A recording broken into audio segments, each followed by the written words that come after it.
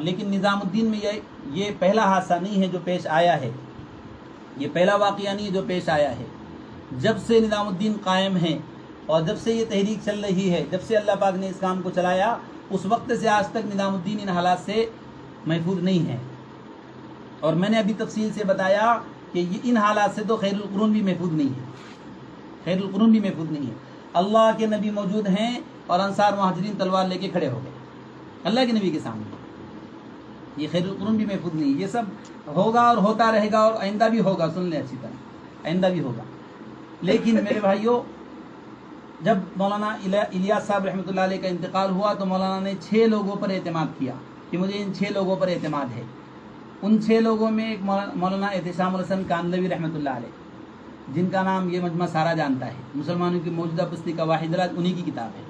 مولانا انعام الحسن رحمۃ اللہ علیہ نے اس کو نصاب میں داخل کیا اور وہ چل رہی ہے پوری دنیا میں۔ اتنا بڑا پہاڑ آدمی مولانا الیاس صاحب رحمۃ اللہ علیہ نے ان پر اعتماد کیا تھا کہ میرے انتقال کے بعد ان 6 میں سے جسے چاہو امیر بنا لو۔ اس میں ایک مولانا احتشام الحسن کاندھلوی بھی تھے۔ حضرت کے انتقال کے بعد مولانا مخالف اختلاف میں آ گئے کہ یوسف کو امیر کیوں بنایا گیا، یوسف کو امیر کیوں بنایا گیا، اور دیگر بہت سے اختلافات ان کے ذہن میں تھے۔ مولانا الیاس صاحب کے انتقال کے بعد یہ اختلافات ہوئے۔ مولانا الیاس صاحب رحمۃ اللہ علیہ نے اکابر علماء سے کہا کہ ان 6 میں سے جسے چاہو آپ امیر منتخب کر لو۔ ان 6 لوگوں نے کام شروع کیا، بیٹھے تو سب نے یہ کہا کہ بھئی ہم اپنی ساری ذمہ داری ان 2 اکابر کو دیتے ہیں، حضرت شیخ زکریا صاحب اور حضرت شاہ عبد القادر رائے پوری رحمۃ اللہ علیہ، ان دونوں کے ہاتھ میں دیا کہ یہ دونوں فیصلہ کریں گے۔ یہ دونوں رات میں بیٹھے، پوری رات دونوں رائے مشورہ کرتے رہے، لیکن دونوں ایک رائے پر جمع نہیں ہو سکے۔ صبح حضرت تہجد میں حضرت نے طلب کیا دونوں کو کہ کیا سوچا، تو حضرت شیخ زکریا صاحب رحمۃ اللہ علیہ نے فرمایا کہ پوری رات ہم نے سوچا، میری رائے حافظ مقبول حسن صاحب کے بارے میں بنی ہے اور شاہ عبد القادر صاحب رائے پوری کی رائے یوسف کے بارے میں بنی ہے۔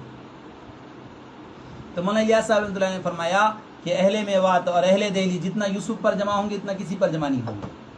اس پر حضرت شیخ نے فرمایا اب میری بھی رائے یوسف کے بارے میں ہے، تو کہا کہ جب آپ لوگوں کو یوسف پر اعتماد ہے تو پھر یوسف کو ذمہ داری دے دی جائے۔ تو اس فیصلے پر مولانا احتشام الحسن کاندھلوی رحمۃ اللہ علیہ، اور بہت سے مسائل تھے، اختلاف ہوا۔ مولانا الیاس صاحب کے انتقال کے بعد وہ اختلاف کرتے رہے، نظام الدین سے باہر آ کر اور مسائل اچھالتے رہے، اور اس مسئلے میں فقیہ الامت مفتی محمود حسن دیوبندی رحمۃ اللہ علیہ، دارالعلوم کے بڑے مفتی، پوری دنیا جن کو جانتی ہے فقیہ الامت کے نام سے، اور دارالعلوم میں 30 سال اور مظاہر میں 20 سال مفتی رہے، صدر مفتی، اور ان کی فتاوی محمودیہ چھپی ہوئی ہے، پوری دنیا اس سے استفادہ کرتی ہے۔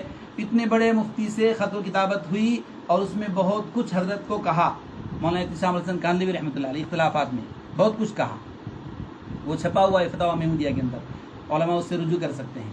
پھر قاری طیب صاحب رحمۃ اللہ علیہ سے خط و کتابت ہوئی اس مسئلے میں، قاری طیب صاحب کو بھی بہت کچھ حضرت نے الٹا سیدھا کہا، اور ان حضرات نے کہا ان کو ان کی حالت پہ چھوڑ دو، اور وہ اختلاف کرتے رہے اور اسی اختلاف کی حالت میں دنیا سے چلے گئے۔ مولانا احتشام الحسن جن کا نام پوری دنیا میں تبلیغ کی نسبت پہ پہنچ رہا ہے اور مسلمانوں کی موجودہ بستی کا واحد علاج پوری دنیا استفادہ کر رہی ہے، اور وہ دنیا سے اس حال میں گئے کہ تبلیغ کے خلاف مخالفت کرتے ہوئے دنیا سے چلے گئے۔ یہ پہلا واقعہ نہیں ہے، اس سے پہلے بھی واقعات پیش آ چکے ہیں۔ مولانا یوسف صاحب رحمۃ اللہ علیہ کا انتقال ہوا تو 40 مقیمین مرکز سے باہر نکل گئے مولانا یوسف صاحب رحمۃ اللہ علیہ کی عمارت پر کہ بچے کو امیر بنایا گیا، نہیں، مولانا یوسف صاحب کی عمارت پر نہیں، مولانا انعام الحسن رحمۃ اللہ علیہ کو جب امیر بنایا گیا تو 40 مقیمین مرکز سے باہر نکل گئے کہ ایک بولنے والے کے بعد ایک گونگے کو امیر بنایا گیا، یہ نام گونگا، اس گونگے کو امیر بنایا گیا، اس پر 40 لوگ مرکز سے باہر اختلاف کر کے چلے گئے۔ حضرت شیخ نے مولانا یوسف صاحب رحمۃ اللہ علیہ کے انتقال کے بعد کسی سے رائے نہیں لی اور مولانا انعام الحسن صاحب کی عمارت کا اعلان کر دیا، اس اعلان پر 40 لوگ مرکز سے باہر۔ اور مولانا انعام الحسن رحمۃ اللہ علیہ کی حیات میں مولانا رحمۃ اللہ میرٹھی مرکز کے مقیمین میں سے تھے، بہت بڑے پہاڑ آدمی، مدراس پورا انہی کے حصے میں آتا ہے، فاتح مدراس انہیں کہا جاتا ہے، مرکز کے مقیمین میں سے تھے۔ مولانا یوسف صاحب رحمۃ اللہ علیہ کہیں سفر پر جاتے تھے تو فجر بعد کا بیان مولانا رحمۃ اللہ میرٹھی کرتے تھے، اور مدراس والوں میں یہ تھا کہ اگر حضرت جی ثالث کوئی بن سکتا ہے تو مولانا رحمۃ اللہ میرٹھی ہی بن سکتے ہیں، اتنا بڑا پہاڑ آدمی۔ مولانا نے ایک اجتماع میں بھیجا، اس زمانے میں چھوٹے چھوٹے اجتماع ہوتے تھے، 313 لوگ اجتماع میں جمع تھے، مولانا رحمۃ اللہ میرٹھی نے تقریر کی 313 کے عنوان پر بدر پر، اور تقریر کی اور سارے 313 کو تشکیل کر کے سب کو نظام الدین لے کر آیا. اتنا بڑا پہاڑ آدمی، مقرر آدمی تھے. لیکن انعام الحسن کو امیر کیوں بنایا گیا؟ اور بہت سے اختلافات تھے، وہ مرکز سے باہر نکل گئے. جب سمندر کی موجوں سے موج باہر آتی ہے تو پھر وہ کیچڑ بن جاتی ہے. اس کی طاقت اس وقت تک ہے جب سمندر کی موجوں کے ساتھ مل کے وہ موج بنے تو بڑی بڑی کشتیوں کو الٹ دیتی ہے. لیکن جب موج سمندر سے باہر آتی ہے تو پھر وہ کیچڑ ہے، پھر اس میں کوئی طاقت نہیں ہے. پھر مولانا رحمۃ اللہ میرٹھی، مولانا مستقیم صاحب مرکز میں مقیم ہیں، انہوں نے خود ہمیں بتایا کہ مولانا انعام الحسن رحمۃ اللہ علیہ نے ہماری جماعت بنا کے بھیج دی بستی اجتماع میں. ہم گئے تو ہمیں پتہ چلا کہ مولانا رحمۃ اللہ میرٹھی بھی وہاں آ رہے ہیں. مرکز سے نکلنے کے بعد کا واقعہ ہے. تو ہم نے مولانا انعام الحسن صاحب سے پوچھا، حضرت مولانا رحمۃ اللہ میرٹھی بھی آ رہے ہیں، ہم کیا کریں؟ لوگ تو ان کے بیان کے دل دادا ہیں، لوگ تو ان کو جانتے ہیں، کیا کریں ہم؟ تو مولانا انعام الحسن رحمۃ اللہ نے فرمایا کہ اگر لوگوں کا اصرار ہو تو جھگڑنا مت، ان کو بیان کرنے دینا، تشکیل آپ کرنا. تو مولانا مستقیم صاحب نے خود فرمایا کہ ہم گئے اجتماع میں، یہی ہوا. مولانا رحمۃ اللہ میرٹھی میرٹھ سے بغیر مشورے اپنا پہنچے اور لوگوں نے اصرار کیا، ان کا بیان ہوا، بیان کرنے بیٹھے. 3 گھنٹے بولنے والا رحمۃ اللہ میرٹھی آدھے گھنٹے کے بعد آگے چل نہیں سکے اور کرسی سے نیچے اتر گئے. پھر مولانا مستقیم صاحب بیٹھے اور 2 گھنٹے بات کر کے تشکیل کی مجلس. یہ مرکز میں آج نہیں ہوا. میاں جی عیسیٰ صاحب کتنا بڑا پہاڑ آدمی، تبلیغ کے مقامی کام جن کی کتاب ہے اور پوری دنیا تبلیغ کے نام سے جانتی ہے، اور وہ تبلیغ کے بڑے آدمی تھے، لیکن مرکز سے نکلے اور پھر گم ہو گئے. ایک فرید صاحب تھے علی گڑھ کے، بہت بڑے آدمی، مرکز سے نکلے گم ہو گئے. اور کتنی آپ کو بتاؤں، کتنی تفصیلات. یہ پہلا واقعہ نہیں ہے مرکز سے نکلنے کا، بہت اس سے پہلے بھی بہت سے واقعات پیش آ چکے ہیں اور یہ سب ہوا ہے مرکز سے پہلے. ہم تو بس اتنی بات کہتے ہیں کہ یہ ہمارے اکابر نکلے ہیں، نعوذ باللہ ثم نعوذ باللہ. ہم یہ نہیں کہتے کہ یہ نکل گئے اور یہ سمندر کے باہر آتی کیچڑ بن گئے. یہ ہمارے سر کے تاج ہیں اور تاج رہیں گے. ہم روزانہ ان کے لیے دعا کرتے ہیں اور اس مجمع سے بھی درخواست ہے یہ بھی دعا کریں کہ تہجد میں اور اپنی تنہائی میں کہ یہ ہمارے اکابر آئیں. یہ ان لوگوں کا قصور نہیں ہے، 20 کے لوگوں کی بنائی ہوئی باتیں ہیں، 20 کے لوگوں کی بگاڑی ہوئی باتیں ہیں اور 20 کے لوگوں نے یہ سب کچھ کیا ہے. ہم تو آج بھی ان سب حضرات کو مخلص سمجھتے ہیں، ان کو بھی مخلص سمجھتے ہیں. اس اتنے لمبے چوڑے اختلاف میں ہمیں 2 شخصوں کا چہرہ بہت وقی نظر آیا، بہت عظیم قد نظر آیا ان لوگوں کا، مولانا ابراہیم صاحب دامت برکاتہم اور مولانا سعد صاحب دامت برکاتہم. اس اختلاف میں ہم چھوٹے چھوٹے لوگ اپنی زبانوں کو محفوظ نہیں رکھ سکے اور مولانا ابراہیم صاحب کی زبان سے ایک جملہ آپ ثابت کر کے دکھا دو مولانا سعد صاحب کی ذاتیات پر یا ان کے خلاف، یا مولانا سعد صاحب سے کوئی ایک جملہ آپ ثابت کر کے دکھا دو مولانا ابراہیم صاحب یا ان کے خلاف دکھا دو. کوئی بھی بڑے واٹس ایپ چلانے والے بتا دیں کہ ان میں سے کسی نے کسی کے خلاف کوئی جملہ کہا. 8 مہینے ہوا ہے، کتنا کچھ اچھالا اور لوگوں نے شور مچایا، فتوے کو بنیاد بنا کے پتہ نہیں کیا کیا الزامات مولانا پر لگائے اور کیا کیا شور مچایا. لیکن مولانا کی زبان بالکل جیسے سی رکھی ہو مولانا نے اپنی زبان، ایک جملہ مولانا کی زبان سے نہیں نکلا. بلکہ میرے پین ڈرائیو میں وہ بیان موجود ہے، جسے سننا وہ سن لینا. مولانا نے ایک مرتبہ بیان میں بہت درد کے ساتھ سارے مجمع سے کہا کہ جو میرے حمایت کرنے کے لیے آ جائے تو مجھے اس سے اتفاق نہیں ہے، مجھے میرے حمایتیوں سے اتفاق نہیں ہے، اور میرے حمایتیوں کا منہ کالا کر دو، انہیں مایوس کر دو، اللہ تم سے کام لے گا. کہ میوات والے میرے پاس آئے اور کہنے لگے حضرت اس اختلاف میں ہم آپ کا کچھ ساتھ دیں. تو مولانا نے فرمایا ان سے کہ اگر کام سے محروم ہونا ہو تو میرا ساتھ دو اور اگر قبول ہونا ہو تو کام کا ساتھ دو.